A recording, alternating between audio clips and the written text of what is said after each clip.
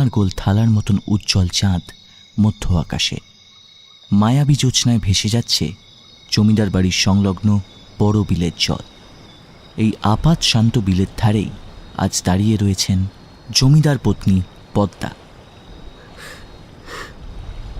চোখের জল এই বিলের জলে মিশে যাচ্ছে। প্রতিচ্ছবিটা ঝাপসা। সুখী গৃহকোণের স্বপ্নে আমি বিভোর হয়েছিলাম, বাবা মায়ের কথা রেখেছিলাম, কিন্তু আজ আমার প্রতিচ্ছবিতেও যেন এক বন্দির ছায়া। ভাগ্য, তুই কেমন পরিহাস করলি রে। গভীর রাত, আর দেরি করা উচিত নয়। নিজেকে সামলে নিয়ে পদ্মা অতি সন্তর্পণে প্রবেশ করেন জমিদার বাড়ির মূল দরজায়। দাঁড়িয়ে আছেন স্বয়ং জমিদার বাবু। তার চোখে শীতল কাঠিন্য।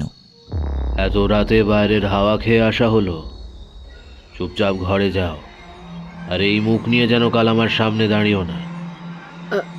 আসছি। পদ্মা ভয় সিটিয়ে ঘরের ভেতর প্রবেশ করলেন। জমিদার বাবুর প্রতি তার ভয় আজ নতুন নয়। এ যেন এক অভিশাপের চাবুক, যা নিত্যদিন তার জীবনে আঘাত হেনে চলেছে। সেই রাত ছিল পূর্ণিমার, কিন্তু পদ্মার জীবনে ছিল গভীর আমাবস্যা।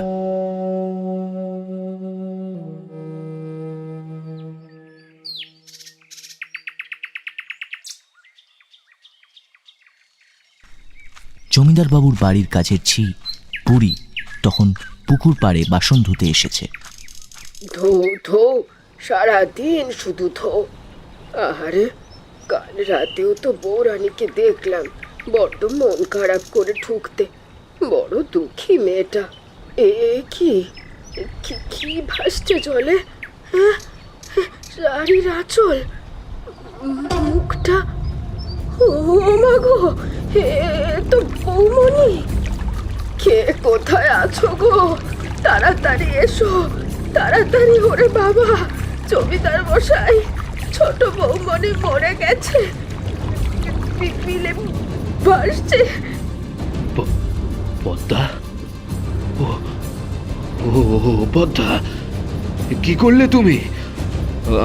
আমায় একা ফেলে চলে গেলে? এই ঘটনা কেটে গেছে প্রায় 15টা দিন। জমিদার বাবু এক বৈঠকখানায় বিলের মাছ ধরার কাজের তদারকি করছেন রতন আর শম্ভু জেলের সাথে। পদ্মার স্মৃতি তার মনে নেই, আছে কেবল তার ব্যবসার হিসেব। দেখো, সমস্ত মাছ আজ রাতেই ধরে ফেলতে হবে। ভালো করে বেছে আলাদা আলাদা করে রাখবে। ভোরের আলোর আগেই যেন মাছগুলো আমার আড়তে পৌঁছয়। সব দায়িত্ব তোমাদের দুজনের। কোথাও যেন কোনো গলদ না থাকে। হ্যাঁ বাবু, আপনি কোনো চিন্তা করবেন না। আমি আজকে পেট ভরে খাইয়া ফেলবো, সারা রাত মাছ ধরবো গে। ওই ভোরের দিকে আলাদা করে ফেলবো। হ্যাঁ, কিরে শম্ভু, এই পারবি তো? পারবো না কেন বাবু? এবার তো মাছ একটু বেশি হয়েছে, কিন্তু আমরা দুজনেই তো বরাবর এই কাজটাই করে আসছি। দুজনের কাজ একা তো আর করবে না। জি, তবে বাবু, কাজ যখন বেশি, এবার কিন্তু আমাদের মজুরিটা একটু বেশি দিতে হবে গা। হ্যাঁ রে বাবা, দেবো। আগের বারের কাজের টাকাও তো কাল ভোরেই সব মিটিয়ে দেবো। ওটা নিয়ে তোদের ভাবতে হবে না। শুধু দেখিস বিলে যেন একটাও মাছ না থাকে, সব যেন ধরা হয়ে যায়।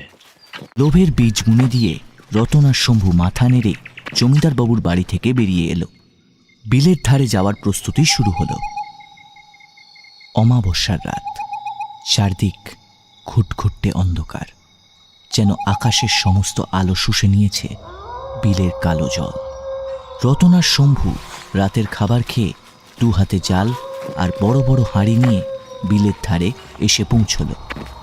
এই যাক রতন, বিলের জলটা আজ যেন একটু বেশি কালো দেখাচ্ছে না? হ্যাঁ, গত পূর্ণিমায় জলটা কি চকচক করছিল বল? জল না। আরে বুকা, ওইটা ছিল পূর্ণিমা, আর এটা হলো আমাবস্যা। হ্যাঁ, তাড়াতাড়ি চল, নাতে হবে গা। ভালোই কাজটা সাইডে নিতে পারলে ভালো টাকা পাবো। দাঁড়া, বিড়িটা খেয়ে নি। গাটা একটু গরম করে নি, তারপর নামবো। এবার বড্ড ঠান্ডা। কিছুক্ষণ পর দুজনেই মাছ ধরার জন্য জলে নামল। কাজ শুরু হতেই শম্ভু হঠাৎ তার পিছনে একটা ঠান্ডা ভারী নিঃশ্বাস অনুভব করল। বিলের জল আর রাত্রের হাওয়া যেন সহসা জমে গেল। রে, এই তুই আমার পিছনে কি করছিস রে? পুকুরের ওই পারে যাবি না? শম্ভু কথাটা শেষ না করতেই দূর থেকে রতনের আওয়াজ শুনে চমকে উঠল। রতন তো দূরে। দূর, এদিক পানে আসিস কেন? হ্যাঁ, ওইখানে দাঁড়া, টান দে জালে। এদিকে চলে আসছে। এইদিকে চলে এলে মাছ ধরবো কেমনে আমি? আমি তো এখানেই আছি। শম্ভু আর কোনো আওয়াজ শুনতে পেল না। সে দেখল অন্ধকারে তারই সামনে জলের মাঝে দাঁড়িয়ে আছে একটি কালো ছায়ামূর্তি। এই কি রে? আরে তুই তুই এখানে কি করছিস? আরে আমি যে বললাম ওইদিকে। সেই কালো ছায়ামূর্তিটি আস্তে আস্তে রতনের দিকে এগিয়ে আসে। রতন এবার বুঝতে পারে এটি কোনো পুরুষ নয়, এ একজন মহিলা। তার শরীরে গয়না যেন অন্ধকারেও চকচক করছে। কে কে আপনি? আপনি কেডা? ভালো করে দেখতেই রতনের চোখ কপালে উঠল। এই যে ছোট বৌমনি পদ্মা। ছোট ছোট বৌমনি, ছোট বৌমনি, আপনি আপনি আপনি আপনি এখানে এখানে কি করে?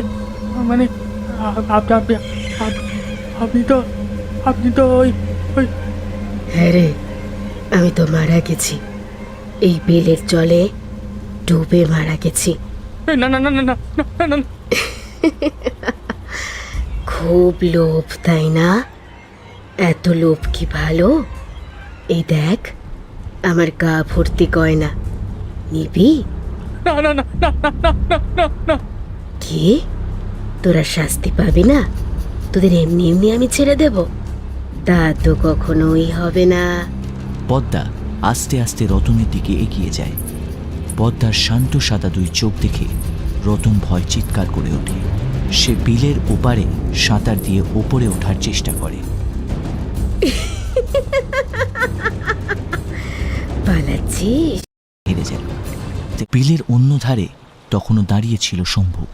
রতনের কোনো সাড়া শব্দ না পেয়ে সে অস্থির হয়ে ওঠে। রে, কি হলো বলতো? আরে আর কত সময় লাগবে? একটু বল, টান দিয়ে এবার। হঠাৎ শম্ভু লক্ষ্য করে তার সামনে জলের বুদবুদ উঠছে। ভালো করে দেখার পর সে দেখে আস্তে আস্তে একটা মাথা জল থেকে ভেসে উঠেছে। পদ্মার মুখ। শম্ভু ভয়ে চিৎকার করে ওঠে। ওটা বৌমনি, তুমি? হ্যাঁ, আমি। আমাকে ছেড়ে দাও, আমাকে ছেড়ে দাও। আমি তো শুধু জমিদার বাবুর হুকুমে কাজ করেছি। আমি তো শুধু আমাকে জানি, আমাকে ছেড়ে দাও। তোমাকে তো আমি দাদা বলতাম শম্ভুদা। আমার তো কিছু করার ছিল না। আমার তো জমিদার বাবুর গোলাম, বলো। আমার মনে আছে, সব মনে আছে। ওই যে সিগারেটের ছ্যাঁকা, আমার মনে আছে, সব মনে আছে। ওই যে সিগারেটের ছ্যাঁকা আমি কখনো ভুলবো না, আর আমি কাউকে ভুলতেও দেব না, কাউকে না। রতন, রতন,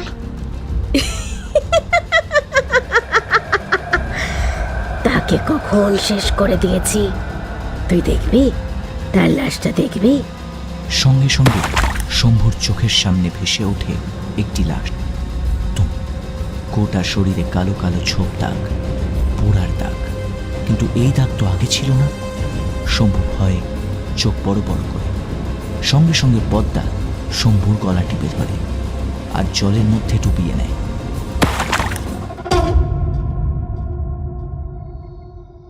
জমিদার বাবুর এই বিলের জলের মাঝে এখন ঘাই মেরে ওঠে এক নারী।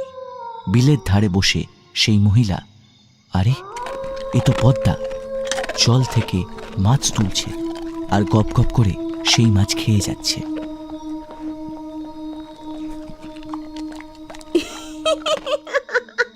কেউ বাঁচবে না, কেউ না। জমিদার বাড়ির পাশে কুড়ে ঘরে থাকতো সেই ঝি। হঠাৎ সে গোটা গায়ে তীব্র ব্যথা অনুভব করে। সে দেখে তার গোটা গায়ে ছোট ছোট কালো পোড়া দাগ, চলে যাচ্ছে তার গা। কি হলো? উফ, ও কি জ্বালা! ঝি লক্ষ্য করে দরজার সামনে দাঁড়িয়ে আছে এক কালো ছায়ামূর্তি। আস্তে আস্তে সে পদ্মার রূপে পরিবর্তিত হয়। বৌমণি, তুমি এখানে কি করে? আমি মারা গেছি, তাই তো? এবার যে তোমাদের পালা, একে একে সবাইকে শেষ করে দেব। আজ রাতে সবাইকে শেষ করব। কিন্তু আমি যে কিছু করিনি বৌমণি, সবই তো জমিদার বাবু করেছে। আমি শুধু অন্যায় ঢাকার চেষ্টা করেছিস। আমাকে খুন করা হয়েছে, চোখ দিয়ে দেখেও তুই চুপ করে থেকেছিস। তুই একটা মেয়ে হয়ে আমার পাশে দাঁড়াসনি। আমি কতবার তোকে বলেছিলাম, মনে পড়ে? কিন্তু আমি তো জমিদার বাবু গোলাম। আমি কি করতে পারি বলো?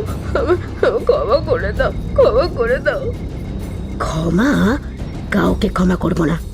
আর এই সব আমার অভিশাপের ফল। সবাই এর গায়ে হবে, সবার কাজ জ্বলে পুড়ে ছারকার হয়ে যাবে। সঙ্গে সঙ্গে কাজের ঝি দেখে তার গায়ে কালো ছোপ ছোপ দাগ, জ্বলে যাচ্ছে তার পুরো শরীর। পদ্মা এগিয়ে এসে ঝিয়ের গলা টিপে ধরে। নিঃশ্বাস নিতে পারে না, ছটফট করতে থাকে বুড়ি। সবাইকে শেষ করে দেবো, সবাইকে। ক্ষমা করে দাও, ক্ষমা করে দাও।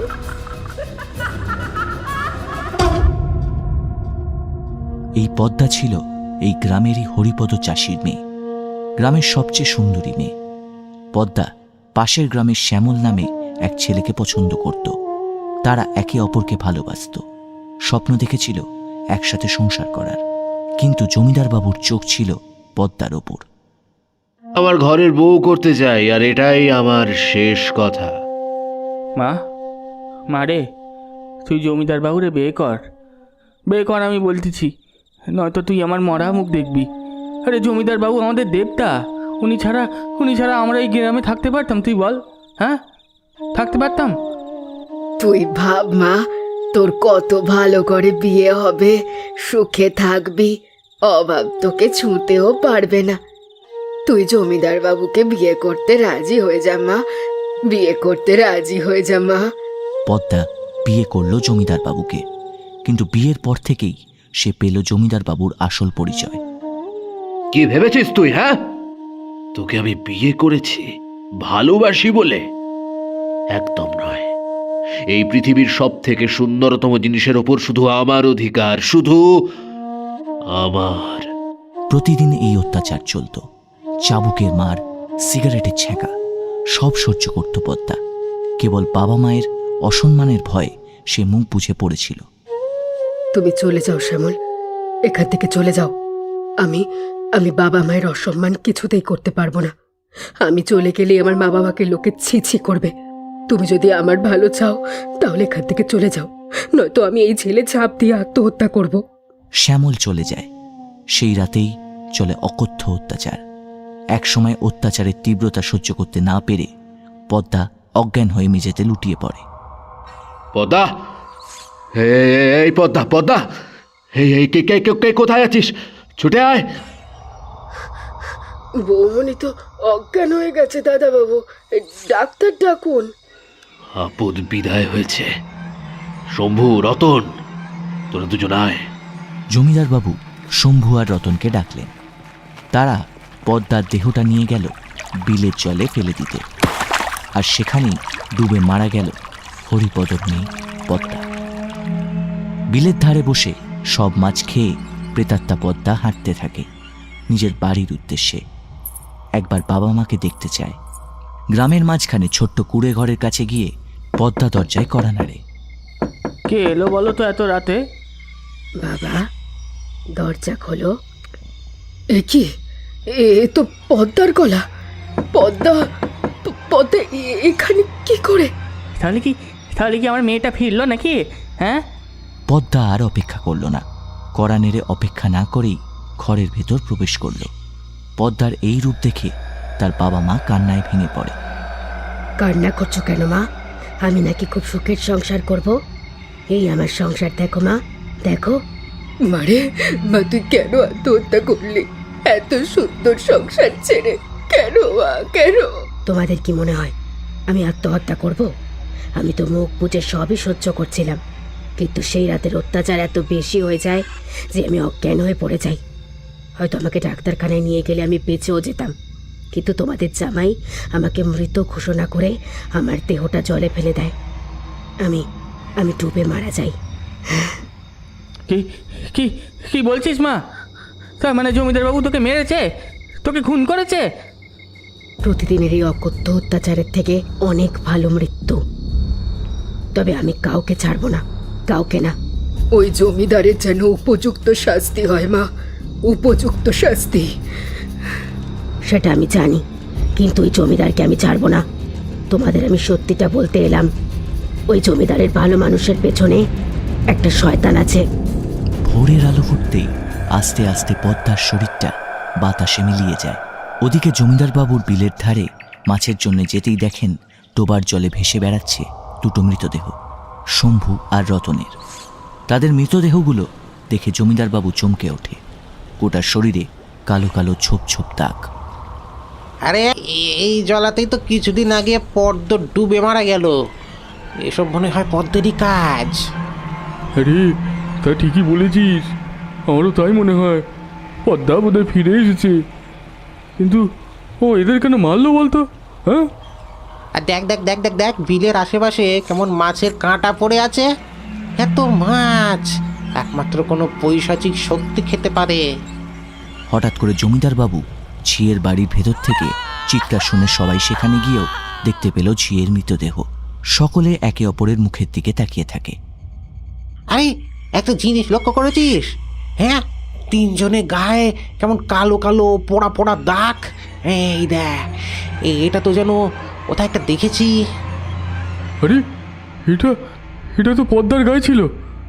মৃতদেহ যখন জলে পচে ভেসে উঠেছিল তখন ওর গায়ে এইরকম কালো পোড়া পোড়া দাগ ছিল। গ্রামের লোকের মুখে প্রচার হয়ে গেল পদ্মার প্রেতাত্মা হয়ে যাবার কথা। সবাই ভয়ে ভয়ে যে যার বাড়ি চলে গেল। জমিদার বাবু একা বাড়িতে পড়ে রইলেন। না না না, এটা এটা একটা অ্যাক্সিডেন্ট হতে পারে না। কোনো অশিক্ষিত এরকম দাগ পদ্মার শরীরে আমি দিয়েছিলাম। এটা এটা এটা তো সিগারেটের ছ্যাঁকার দাগ। আমার মনের ভুল, আমার মনের ভুল। পদ্মা কি করে ফিরে আসবে? না না না না না না, এটা হতে পারে না, এটা হতে পারে না। রাত হতেই গ্রামবাসীরা ঘরে খিল লাগিয়ে বসে থাকতে শুরু করল। বিলের জলে এক প্রকাণ্ড ঘূর্ণি তৈরি হলো। আস্তে আস্তে সেখান থেকে উঠতে শুরু করলো এক মহিলা। ভয়ঙ্কর তার চেহারা, শান্ত তার দুই চোখে।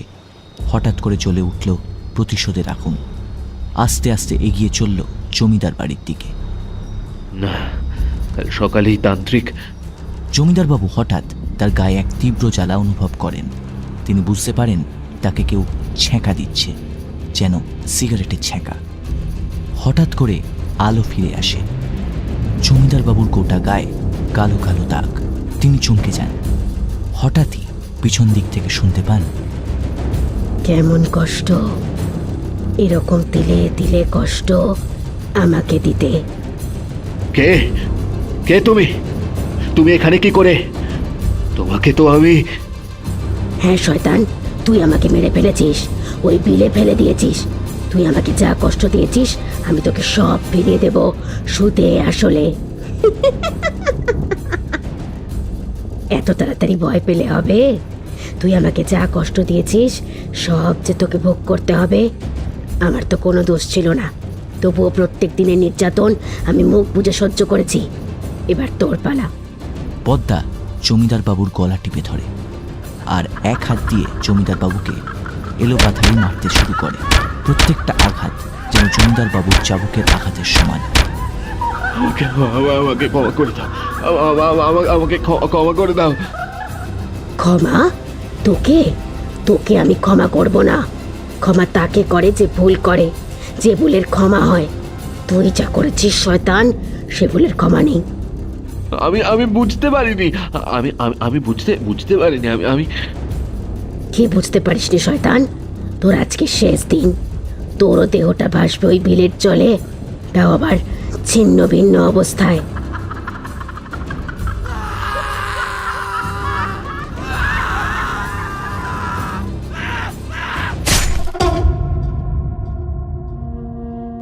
সকালবেলা